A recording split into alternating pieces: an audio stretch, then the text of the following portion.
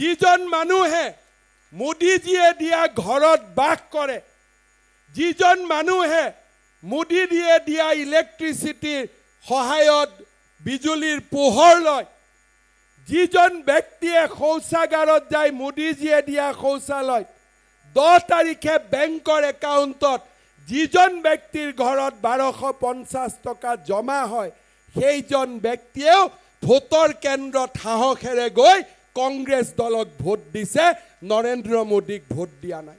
সাম্প্ৰদায়িকতাবাদৰ ইমান চৰম নিদৰ্শন আগতে কতো কেতিয়াও প্ৰকাশ হোৱা নাছিল।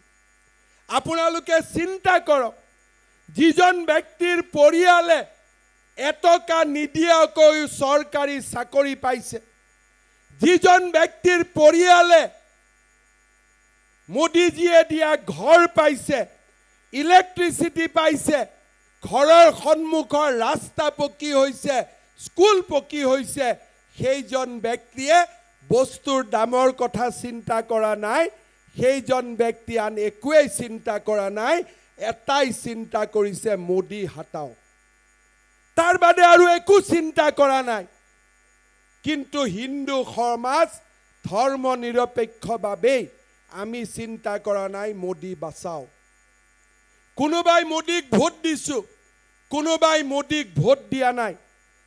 কিন্তু বাংলাদেশী মূলৰ সংখ্যালঘু সম্প্ৰদায়ৰ লোকসকলে কংগ্ৰেছ চৰকাৰ ৰাজ্যত থাকিলেও পেট্ৰলৰ দাম 300 টকা হ'লেও তেওঁলোকে কংগ্ৰেছকে দিব, কাৰণ অসমখনৰ ওপৰত তেওঁলোকে অহা 10 বছৰৰ ভিতৰত অসমখনক তেওঁলোকে দখল কৰিব লাগে, সেয়ে হৈছে তেওঁলোকৰ একমাত্ৰ লক্ষ্য।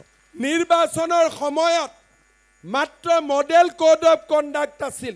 আমি মন্ত্ৰীসকলে অফিচত অহা নাছিলোঁ, মই নিৰ্বাচনৰ কামত ৰাজ্যৰ বাহিৰত আছিলোঁ। এই 3টা সময়ৰ ভিতৰতে তেওঁলোকে লখিমপুৰত থানা আক্ৰমণ কৰিলে। এই সময়ৰ ভিতৰতে বৰপেটাৰ হিন্দু গাঁৱত তেখেতসকলে আহি সংঘবদ্ধ আক্ৰমণ চলালে, আৰু এই এমাহৰ ভিতৰতে তেওঁলোকে কোকৰাঝাৰত কোচ ৰাজবংশী গাঁৱত গৈ তেওঁলোকে মাটি দখলৰ অভিযান চলালে। মাত্ৰ মডেল কোড অফ কণ্ডাক্টৰ কাৰণে এমাহ মাত্ৰ বিজেপি চৰকাৰখন শুই থকা নাছিল, মাত্ৰ নিষ্ক্ৰিয় হৈ আছে। এমাহ নিষ্ক্ৰিয় হওঁতে 3টাকৈ সংঘবদ্ধ আক্ৰমণ, আৰু এইখন অসমত যেতিয়া বিজেপিৰ চৰকাৰ নাথাকিব, দিনে নিশাই এনেকুৱা কিমান আক্ৰমণ চলিব তাক মাত্ৰ আমি কল্পনা কৰাৰ প্ৰয়োজন।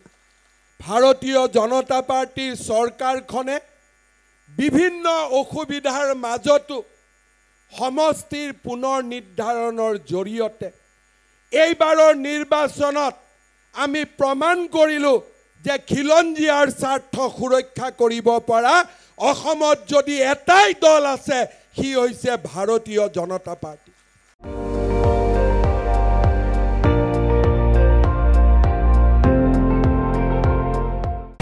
আপুনি চাই আছে ND24, সৰ্বশ্ৰেষ্ঠ নহয়, সৰ্বোত্তমৰ দৌৰা।